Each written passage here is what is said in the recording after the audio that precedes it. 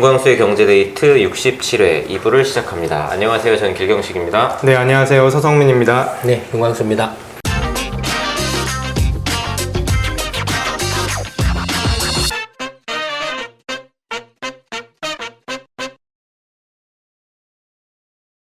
이 2부에서는 어떤 얘기하나요? 국민연금 이야기입니다. 아, 네. 네. 보건복지부 자문기구 중에 이제 재정계산위원회라는 것이 있어요. 근데 그 재정계산위원회 밑에 이제 국민연금 제도발전위원회, 재정추계위원회가 있는데 여기서 이제 국민연금과 관련해가지고 이렇게 계속 발표를 하거든요. 발표를 하는데 이 국민 노후 소득 보장과 재정 안정을 위해서 이제 국민연금 보험료를 인상하겠다. 그리고 연금 수급 개시 연령 상한 등을 골자라는 개선안을 내놓을 것이다라는 이제 이런 내용들이 이제 언론을 통해서 알려지면서 국민들이 불만이 엄청나게 지금 커지고 있거든요. 그 이제 특히 어느 정도 예상을 했어요. 보험료를 어느 정도 인상할 것이라는 거는 이제 사람들이나 이제 언론들이 이제 대충 예상을 했는데 이 연금 납입 상한 연령을 60세에서 65세로 지급 개시 연령을 65세에서 68세로 조정하는 방안을 이렇게 시나리오별로 이제 검토했다는 사실이 알려지면서 국민들이 굉장히 화가 많이 났어요. 그래서 그 이제 10일 현재 청와대 홈페이지에 이제 그 10일 이제 위원회의 개선안 일부가 보도된 10일부터 이제 12일 3시까지 국민청원 게시판에 이제 국민연금과 관련된 것만 900여 건에 달하는 이제 청원이 잇따라 게시됐다고 하고요. 그래서 이제 그 휴일날인데도 이례적으로 이제 박능후 보건복지부 장관이 이 이제 재정추계위원회에서 발표한 것이 정부 확정안이 아니다. 이제 이렇게 이제 진화에 나선 모습으로 이렇게 주말이 이렇게 한창 국민연금 관련된 이슈로 이렇게 뜨거워졌더라고요. 네. 선생님, 사실 이게 뭐 공방 동영상이나 이런 데에서 국민연금 못 받는다고 계속 말씀하셨잖아요. 여러 차례 말씀하셨죠. 그럼 사실 이런 논의 자체가 의미 없는 거 아닌가요? 그러니까 이게 이렇게 여태까지 처음 도입했을 때부터 지금까지 국민연금 관련해서 계속 이제 조금씩 고쳐져 왔는데 그 고친 내용이 더 많이 내고 덜 받는 내용식으로 계속 고쳐졌거든요. 그러니까 지금 이제 그 최근에 네. 한 2주 전인가 3주 전에 그 KBS 이제 그 시사 프로그램 기자가 갑자기 연락을 해왔어요. 네. 그 연락을 해왔는데 이제 그래서 이제 KBS 기자가 이제 우리 이순신 프로젝트에도 관심을 갖나 보다. 네. 라고 생각을 했더니 그게 아니고 이제 자기가 국민연금의 이제 운용에 관해서 뭔가 시사 프로그램을 하나 이제 기획을 네. 생각을 하고 있다. 라고 이렇게 이야기를 하더라고요. 하면서 그래서 이제 국민연금의 운용 수익을 좀 잘 내면 국민연금 문제를 이렇게 해결할 수도 있지 않느냐. 네. 이런 이제 황당한 이야기를 이제 하더라고요. 근데 어쨌든 그래서 이제 그 운용에 대해서 이제 그러니까 근데 그 기자의 이야기 내용으로는 이 기자가 그 국민연금에 대해서 거의 생각을 해보거나 아는 바가 거의 없다라는 느낌을 강하게 받았어요. 네. 근데 이제 전혀 10년 거의 지금 이명박 때인가 박근혜 때도 한두 번 연락이 왔었나요? 네, 네. 맞습니다. 근데 몇 년 동안 전혀 연락이 없다가 느닷없이 이제 연락을 해와서 그런 이야기를 물어보길래 그래서 이제 그러니까 어느 정도 국민연금 제도나 이런 거에 대해서 좀 이해가 있으면 좀 설명하기가 좀 이제 네.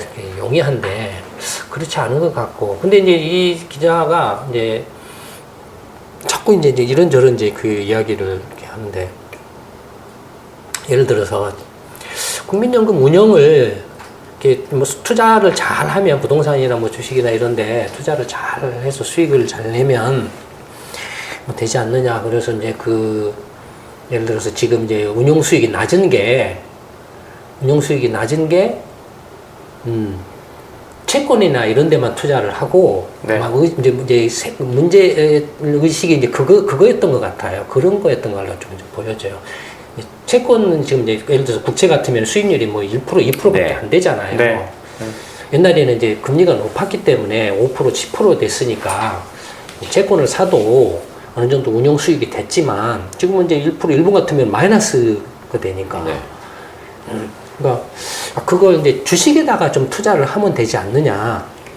근데 미국이나 뭐 유럽이나 이런 선진국들의 경우를 보면 주식 투자 운용 비율이 국민연금이 전체 시가총액에 국민연금이 주식을 산 비율이 1%도 안 된다고 하더라. 누구한테 그런 소리를 들었냐 내가 물어봤어요. 그랬더니 뭐 이렇게 이제 국민연금 이렇게 뭐 이렇게 연금 관련한 전문가나 교수들한테 물어봤다라는 거예요. 시민 뭐 단체나. 근데 미친놈이라 그랬어요. 그다음에 나는 그러니까 처음에는 이제 그 연금 운용이 조금 문제가 되지 않느냐라는 걸 어떻게 받아들였냐면 이미 이제 그 1, 2년 전에도 이렇게 우리 연구소에서 이미 보고서에서도 그걸 이렇게 지적을 하고 보고서 냈지만 이미 이제 그 국민연금이 많이 이제 그게 쌓여가지고 네. 규모가 어마어마하게 커졌다는 거예요. 네. 규모가 어마어마하게 커져서 이제 이 그 운영을 해왔는데 그래서 이제 그 주식이나 채권을 막 샀다 이거예요. 주식이나 채권을 막 샀는데 이제는 이제 그 저출산 고령화가 진행돼가지고 베이비붐들이 이제 은퇴를 막 네. 시작을 해서 예전에는 그래 그 아직까지는 이제 베이비붐 은퇴를 안 할 때는 연금을 보험료 이렇게 국민연금 보험료를 많이 냈다 이거예요. 네. 냈는데 이제 은퇴를 하니까 탕하는 사람이 이제 더 많아질 거 아니에요. 네. 이 탕하는 사람이 기하급수적으로 늘어난다 이거예요. 그러면은 이제 저출산이 한편에서는 내는 사람은 줄어들고 있다. 네. 그러면 내는 사람 돈을 걷어가지고 타가는 사람한테 주면 적립한 돈이 안 줄어들잖아요. 그렇죠. 네. 근데 이제 내는 사람은 저출산으로 줄어들고 타가는 사람은 이제 고령화로 늘어나고 점점 늘어나고. 그래서 이제 내는 사람한테서 걷어들인 돈으로 타가는 사람한테 다 돈을 못 주면 네. 어떻게 됩니까? 그동안에 쌓았던 적립금을 해야 까먹죠. 되죠. 이제 헐어내야 되죠. 그쵸, 그쵸. 네. 그럼 그 적립금은 채권이나 주식에다가 투자를 했을 거 아니에요. 네. 그러면 만약에 이 미국이나 유럽이나 일본 같은 나라가 그 어마어마한 이제 연금이 적립이 돼 있을 건데, 적립이 돼 있는데, 이제 베이비붐 세대들이 은퇴를 막 해가지고 이제 연금 생활하는 사람들이 기하급수적으로 폭발적으로 늘어나는데, 이 사람들한테 이제 연금을 이제 걷어서는 다 못 주니까, 기존에 적립한 이제 그 적립해가지고 사놓은 채권이나 주식을 이제 팔잖아요. 네. 팔면은 어떻게 됩니까? 그동안에는 적립을 해서 주식이나 채권을 샀죠. 네. 그러니까 그래서 채권이나 주가가 계속 올랐다 이거예요. 이 연금 규모가 어마어마하기 때문에 올랐는데 이제는 반대의 이제 상황이 벌어진다 이거예요. 계속 팔면 이제는 팔 수밖에 없는 상황이 벌어진다 이거예요. 네. 어느 나라건 간에 국민연금은 다 고갈되는 걸로 돼 있어요 지금. 네. 문제가 심각해요. 네. 네? 그러면은 적립된 돈을 팔면은 이제 그 돈을 이제 주식이나 사둔 채권을 팔기 시작하면은 주가나 가격이 채권 가격이 어떻게 될까요? 이제? 떨어지겠죠. 서서히 떨어지겠죠. 계속 떨어지죠. 네. 떨어질 수밖에 없죠. 네. 나는 그걸 걱정해서 물어본 줄 알았어요. 너무 높게 보신 거 아닌가요? 그러니까 자기를 너무 높게 봤다. 그 친구는 만약에 네. 내 이야기가 너무 거시적이고 추상적이라는 이야기예요. 근데 지금 이미 그런 상황이 지금 이제 초기 단계에 들어와 있어요. 벌써요. 연구소 보고서가 이미 나갔죠. 네네. 이미 그에 관련된 네, 보고서가 이미 나갔죠. 예. 초기 단계에 들어와 있어요. 근데 이 친구가 생각한 건 국민연금 지금 문제가 많으니까 이제 방금 말한 많이 내고 적게 받는다. 그다음에 예를 들어서 60세까지 내던 걸 65세로 65세까지 5년을 더 내라고 하고 그다음에 받는 건 65세로 68세로 이제 안 그래도 지금 60 받는 것은 62세에서 65세로 늘렸는데 또 68세로 이제 그러면 지금 연금을 도대체 언제 타먹는 거야? 내기만 하고. 그죠. 네. 그다음에 죽어버리면은 없어요. 그냥 그 배우자가 이제 유족연금이라 그래서 한 60%밖에 못 받아요. 네. 그 이제 부부가 그 이혼을 하면 그 예전에는 5년 동안 같이 보호생활을 하면은 연금을 수령할 수 있는데 이제는 1년만 같이 보호생활을 해도 이혼을 하면 연금을 준다고 그런 기사가 또 나와가지고. 어쨌든 뭐 이렇게 그러니까 이 이제 그 KBS 기자의 이제 그 궁금증은 그거였던 것 같아요. 내가 말한 이제 그런 방금의 같은 큰 중요한 정말로 구조적인 이제 그 향후에 앞으로 전개될 그 구조적인 문제. 그러니까 팔기 시작하면 이제 악순환이에요. 연금 적립금에서 주식이나 채권 샀던 것을 이제 팔기 시작하면 네. 지금 거기다 묻어놨던 값들이 떨어지면은 연금 운용 수익이 더 이제 마이너스가 그쵸. 되겠죠. 그쵸. 악순환이죠. 네. 근데 빼도 박도 못해요, 이건. 빼도 박을 수가 없어요. 근데 연금, 그러니까 이제 근데 이제 KBS 기자의 그 생각은 이렇게 자꾸 이렇게 많이 내고 적게 받고 그다음에 보편적 복지가 이제 진보 쪽 기자 같아요. 근데 이제 여기저기서 그러니까 이게 운용 수익이 낮은 거 한국은 이렇게 주식 투자 비중이 굉장히 적지 않냐. 그러니 이걸 주식 투자 비중을 확 늘리면 수익을 늘릴 수 있고 그래서 연금 재정도 튼튼해지지 않느냐. 고갈 시기도 훨씬 뒤로 늦춰지지 않느냐라고 이렇게 생각을 하고 물어봤던 것 같아요. 완전히 이제 그 전혀 현실을 모르는 연금이 지금 연금 기금이 어떻게 지금 적립돼 얼마가 적립돼 있고 어떻게 운용되고 있고 하는 것 자체를 지금 전혀 모르고서 이제 물어본 거예요. 네. 이미 지금 한국 같은 경우도 전체 지금 연금 이제 적립액이 한 이제 그 시가총액으로 하면 600조예요. 네. 시가총액으로 하면 600조인데 거의 반반이에요. 지금 채권의 반, 주식의 반이 들어가 있어요. 이미 한국도 예전에 채권만 했어요. 안전한 자산에만 투자를 한다라고 했다가 채권 이제 금리가 푹 떨어지니까 운용 수익이 형편없으니까 야 이러면 안 되겠다. 이제 일본에서 이제 주식 투자 비중을 늘린다. 미국은 이제 예전부터 401K 제도라는 이게 제도를 1990년대 초 91년인가 92년에부터 벌써 주식 투자 운용 비중을 늘리기 시작한 거예요. 근데 이제 그게 이제 일본도 역시 마찬가지로 그렇게 해왔다가 이제 연금 그 운용 그 관련 법을 개정을 해가지고 주식 투자 비중을 늘린다. 50%로 늘린다. 2016년인가 바꿨어요. 한국도 거의 비슷하게 그렇게 이제 바꿔가지고 지금 거의 이제 주식하고 채권 투자 비중이 비슷비슷해. 주식이 약간 적긴 해요. 근데 이제 국내 주식하고 해외 주식이 거의 반반이에요. 네. 주식 안에서도요? 네, 주식 안에서도. 그 다음에 그러니까 600조, 시가총 600조인데 거의 한 300조 가까이가 주식 운용이에요. 그 중에 한 또 절반, 반반이 뭐 이렇게 숫자상으로 약간 편차는 있죠. 근데 그냥 알기 쉽게 설명하기 위해서 이제 국내 주식 반, 해외 주식 반. 그러면은 300조 국내 주식인데 알기 쉽게 말하기 위해서 300조 국내, 150조 해외 주식, 150조 국내 주식. 근데 그 다음에 또 운용 방식은 뭐냐면 국민연금관리공단이 있는데 공단 안에 기금운용본부라는 게 있어요. 네. 거기에 그 펀드 매니저가 한 200에서 300명이 있어요. 그 사람들이 전체 이제 그 채권은 사실 별로 운영할 게 없어요. 그냥 무조건 사면 되니까. 사갖고 만기까지 그냥 그대로 보유를 하는 거니까. 근데 어쨌든 그 기금 그 공단 국민운영의 그 기금관리운용본부 안에 그 한 300명의 이제 그 이른바 운용 그 펀드 매니저 운용 전문가라고 하는 이제 투자 그 전문가라고 하는 이제 펀드 매니저들이 있어요. 네. 이 사람들이 이제 막 연봉이 이제 막 2억, 3억 하고 그 운용기금 본부장 연봉을 2억인가인데 그걸 뭐 6억을 주자 뭐 막 이렇게 기사만 나오더라고요. 네, 이런 헛소리들도 나오고 막 이랬어요.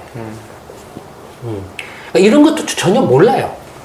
모르고 그냥 이렇게 이제 주문해서 야, 당신 좀 이렇게 지금 현황이 이렇다. 이미 주식 이렇게 투자를 했고 이미 미국 같은 데는 401K 제도라는 제도를 1990년대 초에 해서 운용수익이 낮으니까 이렇게 해서 이렇게 주식 투자 비중을 늘리고 그것도 이제 미국은 정부가 직접 운영 안 한다 연금을.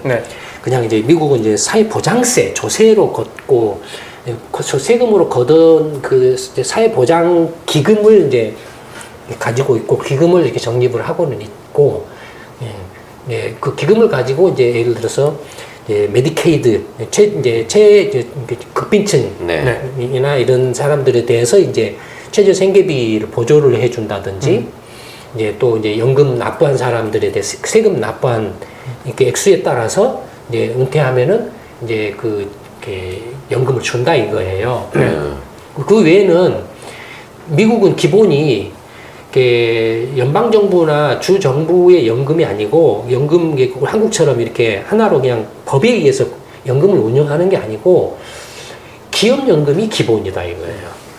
전체 한 85%가 기업 연금이고 그 기업에 이제 취업을 하면은 기업 연금이 되고, 예전에 그 GM이 2008년 때 그 거덜났던 원인 중에 하나도 이 연금 문제였다. 건강보험이나 연금 문제였다 이거예요.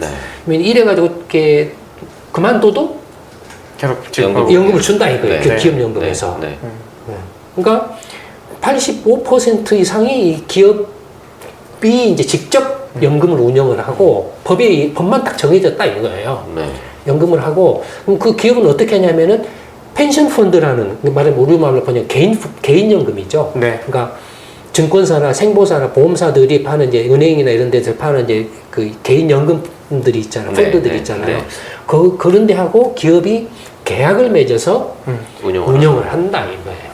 운영을 하는데 그것도 이제 기업이 하는 게 아니고 이제 기업의 그 사원들이 조합을 결성해가지고 사원들이 직접 운영할 수 있게 해준다 이거예요. 그래서 직접 운용해서 해서 이렇게 그 투자 수익에 따라서 이렇게 받는 거라든지 아니면 선택을 이제 그냥 은퇴하고서 일정액을 내가 받을 거야. 얼마를 계속 내고 내 월급에서 얼마를 까고 은퇴하고 나서 내가 얼마를 받을 거야. 아니면은 이거 확정? 이건 뭐죠? 급여인가요? 예, 급여인가요? 뭐 이렇게 되고, 그 다음에, 야, 나는 내가 지금 낸 돈을 내가 운영을 해가지고, 그 나온 수익이 많이 나면은 내가 많이 받고, 손해가 나면도 내가 뒤집어 쓸 거야. 라고 하는 게 이제 확정, 컨트리뷰션 기여형. 예, 그게 이제 401k 제도. 그러니까, 확정 급여형으로는 금리가 계속 떨어지니까, 이게 이제, 그걸 해서 계산해 보니까 이거 가지고는 노후 연금 연금만으로는 생활이 안 되겠다 싶다 이거예요. 그러니까 이제 그 사원들이 조합을 결성해 가지고 조합별로 이제 운용을 하는 거예요. 아니면은 계약을 맺어서 증권사나 투자 운용 자문사하고 계약을 맺어 가지고 이제 투자 이렇게 운영을 하도록 하는 거예요. 그렇게 이제 그러니까 이미 90년대부터 연금의 수익률이 하락하기 시작해서 이제 그 채권 투자에만 이렇게 국한됐던 것을 주식 투자로 확대를 하고 운용의 자율성도 이렇게 이제 본인들이 직접 해라. 본인들이 직접 해라. 라는 식으로 이렇게 한 거예요. 그러니까 근데 이제 그게 이제 미국 같으면 이제 그렇게 해와다가 2008년 글로벌 금융위기 때 주가가 폭락했잖아요. 그쵸. 그래서 그 401k로 했던 것들이 그냥 포석 다 막. 그냥 완전 와랑장창창. 그래서 그때 한번 크게 됐어요. 이게 주식 투자 운영의 위험, 잘못하면 연금이 다 날라가, 연금이 그냥 송두리째 날라가 버리겠구나. 이제 이런 그 문제를 인식을 했어요. 근데 이제 일본 같은 경우는 금리가 마이너스니까. 그렇죠. 그 국채를 사면은 오히려 이자를 주는 거예요. 그래서 이게 수익이 생기는 게 아니라 이게 거꾸로 되는 거예요. 그러니까 이제 주식 투자를 막 이렇게 허용을 한 거예요. 하라고 막 했는데. 근데 일본도 이 기자가 하는 말이, KBS 기자가 하는 말이 그러니까 진보 빠돌이들의 생각을 그대로 이제 반영을 하고 있는 이야기들을 해요. 그러니까 첫째는 아까 말한 것처럼 전혀 지금 현실 상황을 이해를 못하고 있고, 그러니까 현황도 지금 제대로 이렇게 파악을 못하고 있고, 그 다음에 그 미국 같은 경우는 전체 미국 주식시장 시가총액의 한 14~15%가 이 연금이에요. 그러니까 연금 없으면은 미국 주식시장이 거덜나요. 연금하고 FRB의 QE야. 이게 떠붙이고 있는 거예요. 그다음에 일본 같은 경우도 지금 일본 그 연금이 전체 그 일본 주식시장 시가총액의 13% 차지하고 있어요. 한국도 지금 12% 정도 같아요. 근데 이 이른바 이렇게 연금으로서 이렇게 보편적 복지를 실현하자. 네. 정부가 이렇게 빚을 좀 내가지고 재정 적자를 좀 내서라도 이렇게 연금을 해서 국민들의 어떤 그 소득 대체율을 연금이 지금 이렇게 국민연금 받으면 자기 그 현역 때 받았던 그 연봉에 40%도 안 된다 이거예요. 현재 연금 받으면 수준이 평균 연금 수준이. 근데 그걸 이렇게 주식 투자를 탁 이렇게 막 늘리면 이미 하고 왕창 했는데 확 늘리면 이걸 소득 대체율을 60%, 70%, 80%로 올릴 수 있지 않느냐. 진짜 그다음에 이렇게 그 연금을 그냥 확 그 재정으로 이렇게 팍 퍼주면 소득 대체율 40% 미하를 80%로 탁 끌어올려서 소득주도 성장을 할 수 있지 않느냐. 이런 황당무계한 소리를 하는 거예요. 지금 KBS 기자가요. 네. 그 친구뿐만 아니라 지금 이게 인터넷이나 페이스북이나 이런 우리 포럼 카페 같은 데 보면은 네. 이런 이제 그 진보 빠돌이라고 하는 친구들이 그런 이야기를 지금 많이 하고 있는 것 같아요. 근데 생각을 해보세요. 예를 들어서 지금 아까 말한 연금 적립액도 600조라 그랬죠? 네. 600조인데 예를 들어서 그 한 절반인 지금 그 600조로 적립을 해놨는데 그걸로도 소득 대체율이 40%도 안 된다 이거예요. 네. 그러면은 소득 대체율 80%를 해주려면은 1200조를 해야 되네? 그러네요. 네. 지금 두 배니까. 600조에 이제 국채를 발행해가지고 소득 대체율을 80% 확 올려주면 되잖아요? 600조 빚을 내요. 정부 채무 어떻게 되죠? 600조 내면 지금 뭐 정부 채무 하나만 해도 100%잖아. 그렇죠. 네. 지금 그 정부 채무만 해도 지금 정부 채무만 해도 한 지금 700조 되나요? 그 다음에 공기업체까지 하면 1100조, 1200조 정도 되죠? 네. 네. GDP 거의 100% 육박하는 GDP가 지금 1500조, 1600조 정도 되니까 네. 정부 채무를 한 800조로 이렇게 잡으면 거기다가 600조를 올리면 1400조니까 남는데 그래도 100조. 완전 이 또라이들이에요. 이렇게. 그러니까 제가 볼 때는 이 KBS 기자가 그래서 제가 이제 물어보더라고. 하도 이제 그런 말도 안 되는 게 황당무계한 소리를 이렇게 연금 전문가니 교수니 하는 사람들이 그런 말들을 한다 이거예요. 네. 그 사람들은 실제 운용기금 현황이나 이렇게 그다음에 외국에서 이렇게 연금의 그 구조나 실태나 그다음에 또 막 어거지를 써요. 한국도 일본처럼 세대급부 방식이라는 거예요. 우리나라 적립 방식이잖아요. 그 자체를 그러니까 야 우리는 적립 방식이야. 라고 하는데 부득부득 세대급부를 하는 거예요 기자가. 야 누가 도대체 그런 소리 하니까는 연금 전문가들이 다 그런 말을 한다 이거예요. 보편적 복지나 뭐 이렇게 주장하는 전문가들이 한국 그게 무슨 말인지 아세요? 세대급부 방식과 적립식과 조세 방식 크게 세 가지가 있는데 조세 방식은 미국처럼 그냥 사회보장세로 걷어요. 그냥 네. 소득에서. 네. 세금으로 걷어요. 네. 근데 일본이나 한국은 보험이에요. 보험료를 걷어요. 보험료를 걷는데 일본하고 한국의 보험 제도가 달라요. 근데 저는 이해를 못하는 게 이른바 연금 전문가라고는 이렇게 보편적 복지를 주장하는 그런 대학 교수네 뭐네 하는 빠돌이들이 도대체 이 제도의 차이를 이해하고 있는지조차도 의심스러워요. 일본은 연금 제도가 두 가지가 있어요. 기업연금이 있고 국민연금이 두 가지로 2단계로 있어요. 네. 일본도 이 기업연금이 전체 연금의 85% 이상을 차지를 해요. 90% 가량을 차지를 해요. 네. 그 다음에 국민연금은 뭐냐면은 취직이 안 된 사람. 그러니까 직업이 없는 사람.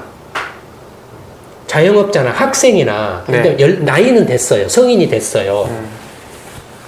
학생이나 주부나 직업이 없이 주부나 가정주부나 이런 사람들 이게 그러니까 일본의 그 기업연금은 후생연금이라 그래요. 네. 이게 전체 일본 국민들의 연금의 85% 이상을 커버를 해요. 90% 커버를 해요.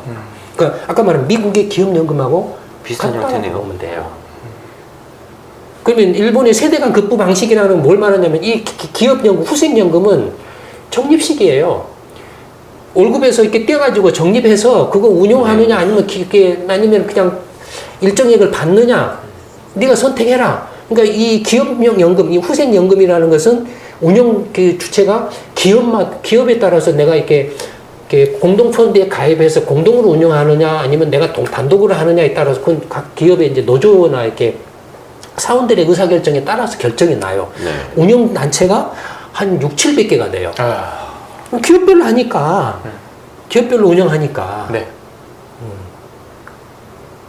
근데 이런 고급 정보를 이렇게 이야기해 줄 이유가 없는데 내가 시작하셨으니까 일단은 근데 일본의 세대급부라는 건 일본의 연금이 세대간 급부라는 건 이 일본의 국민연금을 말해요. 후생연금이 아니고 이 국민연금을 말해요. 이 국민연금은 왜 세대간 급부냐면 재정으로 50%를 보조를 해주고 있어요. 지금 연금으로 걷는 게 아니라 왜냐면 이 사람들이 연금을 낼 능력이 안 되는 사람들이니까 소득이 없는 사람들이니까 네.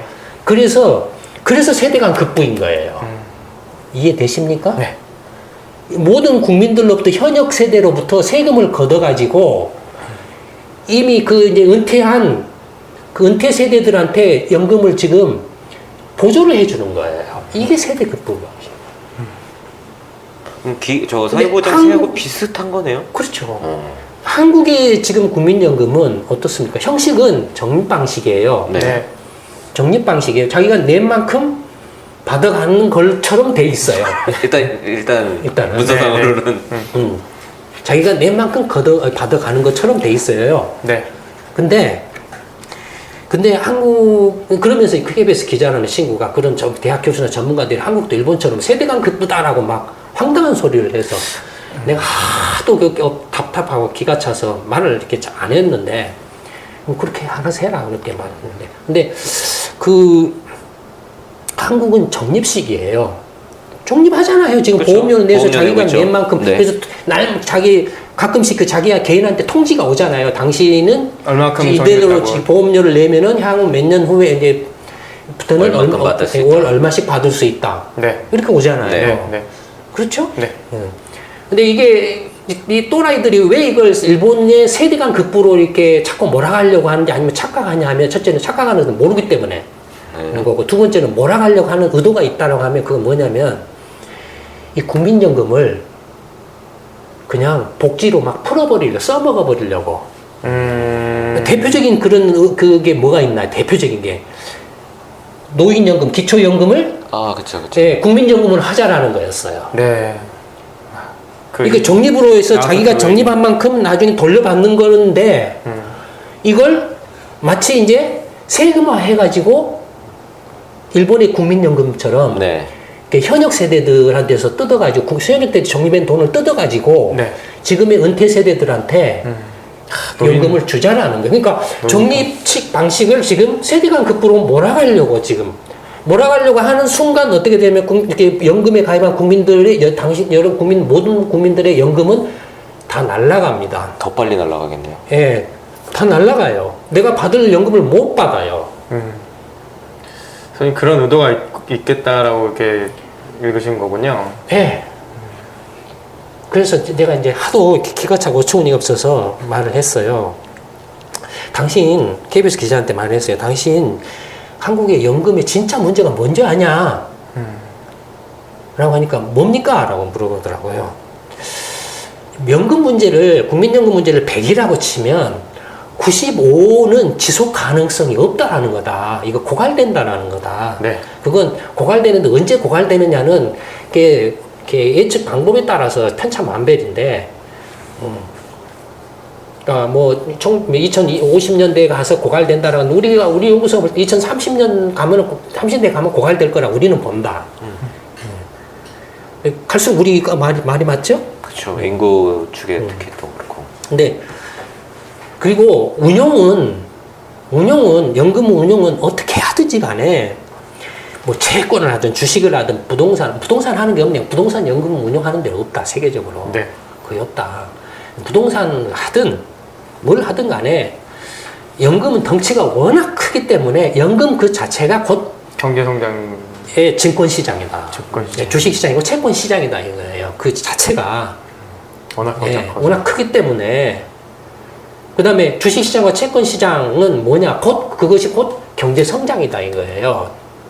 그러니까 연금 운용 수익을 높인다라는 것은 운용을 주식에다 할 거냐, 채권에다 할 거냐, 어떻게 할 거냐라는 그런 문제보다 연금은 이게 1년, 2년 운영해가지고 수익을 내는 게 아니고 30년, 50년 그쵸. 내다보고 그쵸. 이렇게 하는 거기 때문에 네. 결국에 연금 운용 수익을 결정하는 건 뭐냐면 경제 성장률이다. 이거예요. 네. 경제 성장률이 뭐 3% 5% 이렇게 되면은 연금의 운용 수익률도 3% 5% 장기적으로 네. 수익률이 날 거고 경제 성장률이 마이너스면은 연금 운용 수익률도 마이너스가 될 수밖에 없다. 아무리 지가 무슨 채권이고 주식이고 뭐 미국 주식이고 일본 주식을 산다 한들 네. 한들 미국이나 일본이나 한국이나 중국 경제가 다 거꾸라지면은 성장률이 떨어지면 연금도 걔 다 거덜나게 돼 있다 이거예요. 네. 그러면 중요한 게 뭐라고 생각하냐? 네가 생각할 때 중요한 게 뭡니까? 어떻게 고갈되지 않게 하는 고갈되지 않게 하려면 뭘 해야 됩니까? 경제 성장시켜야지. 성장률을 유지를 해야 돼요. 성장률 유지하려면 뭐가 중요해요? 혁신이에요. 양질의 일자리를 만들어내는 혁신 기업들이 많이 나와요. 혁신이에요. 예. 근데 이게 참 묘하게 타이밍상으로 참 묘한 게 이 KBS 기자가 연락이 오기 타이밍상으로 묘해요. 어떤 연락해 오기 전에는 연금 운용 문제에 대해서 말이 많았어요. 많이 네. 나왔었어요. 보도가 나오고. 네. 예를 들어서 박근혜 이명박 때 네. 이렇게 삼성 뭐 저거 뭐 했다든지 네, 네. 이렇게 운용 아까 기금 운용본부 네, 본장 네, 뭐 네. 이렇게 네네네. 그런 기사들 보수를 막 많았었죠. 6조 뭐 6억 원씩 막 질러줍시다 막 이렇게 수익률 높이기 위해서 네. 이런 것들이 나왔어요. 네. 근데 내가 KBS 기자한테 연금의 진짜 문제는 100 중에서 95는 이게 고갈의 문제다. 지속 가능성이 없다는 것이 문제다라고 한 그 이틀 후에 그 이제 연금 그 이야기가 재정 추계. 나온 거예요. 예, 그 재정 추계 이야기가 위원회. 나온 거예요. 네. 이틀 후에 갑자기 이제 네. 그 운용 이야기는 쑥 들어가 버리고 이제 62세를 65세로 하고 뭐 이렇게 내는 것은 하고 받는 것은 그러니까 더 많이 내고 적게 받고 천천히 받고 네. 이런 걸로 이야기가 확 바뀌어 버렸어요. 그래서 이렇게 말도 안 되는 억측이긴 하지만 문재인 정권이 KBS 기자를 스파이로 보내가지고 김광수 소장한테 한번 물어봐라 네가 그래? 그런 거 아닌가 하는데 말도 안 되는 억측이 들더라 이거예요. 너무나 이게 타이밍상으로 이렇게 되니까. 그다음에 연금 방식에 대해서는 아주 그 기념비적인 그 분석을 한 것들이 이미 2015년 전과 2012년 전에 현실과 일어난 한국 경제 1권과 3권에서 네. 물론 이제 조금 약간 이제 보완을 해야 될 부분들이 있지만 정말로 기념비적인 그 연구를 한 것들이 벌써 15년 전에 이런 연금의 근본적인 구조적인 문제 그때 당시 DJ 정부 때도 우리가 제가 국민연금하고 의료보험 이렇게 재정 건전한 문제에 대해서 의뢰를 받았던 적이 있었다고 그랬죠. 네. 네. 그러니까 벌써 이렇게 그때 또 지금도 그 정도 연구 수준을 따라가기 힘들 정도로 네. 이렇게 연구를 했어요. 그러니까 근데 진보 빠돌이들이 생각하는 국민연금을 계속 강화를 하자 막무가내로 하는데 연금은 강제저축이거든요. 그렇죠. 근데 생각을 해보세요. 세계 어느 나라 치고 정부 부문, 공공 부문이 민간 부문보다 효율적인 나라가 있습니까? 없죠. 그러면 이미 공산주의가 세계를 지배를 했죠. 그렇죠. 네. 그러면 예를 들어서 연금은 정부가 관리를 해요. 공공 부문으로 공적 영역에서 관리를 하죠. 그럼 그 효율적이겠습니까? 안 효율적이네요. 그다음에 연금 규모가 어마어마하게 크죠. 그렇죠. 그렇죠. 그러면 그건 뭘 말합니까? 이제 연금을 많이 이제 월급에서 뜯어가면 어떻게 되겠습니까? 버는 데서. 그만큼 그 소비에 들어갈거나 이제 민간 저축에 들어갈 게 이렇게 빠져나가는 거죠. 30년 후, 40년 후, 20년 후, 30년 후에 강제 저축을 당하는 거예요. 내가 현재 지금 당장 소비를 해야 돼. 소비하는 게 급한데 네. 자영업자는 내가 당장 지금 빚을 내 가지고 적자투성인데 연금을 내라고 막 독촉장에 온다 이거. 연금을 안 내면은 과태료 물고 이제는 형사고발까지 들어온다 이거예요.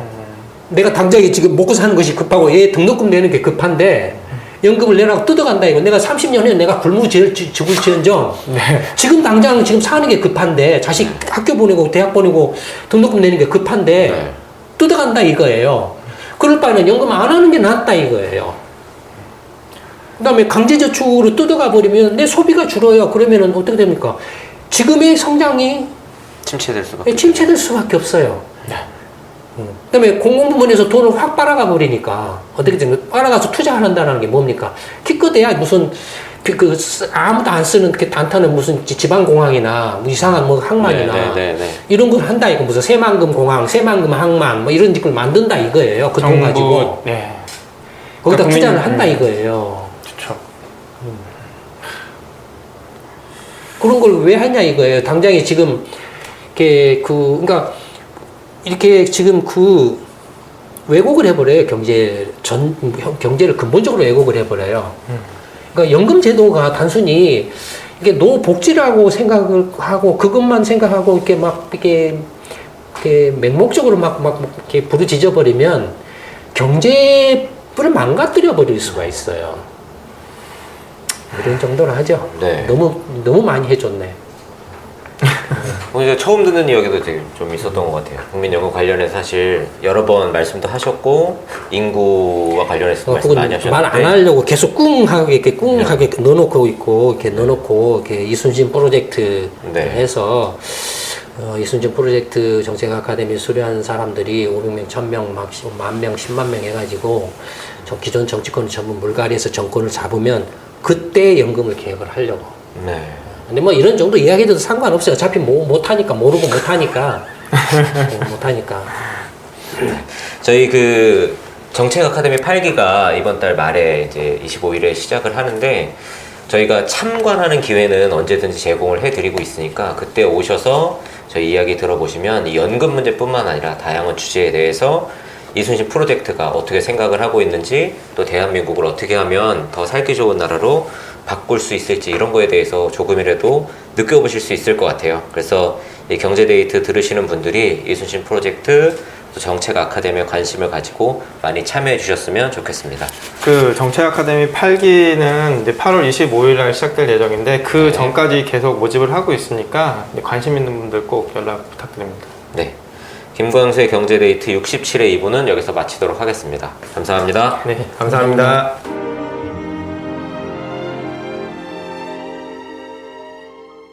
이순신 프로젝트 정책 아카데미는 평범한 직장인, 가정주부, 자영업자, 전문직 종사자, 교수, 대학생 등 다양한 분들이 함께하고 있습니다.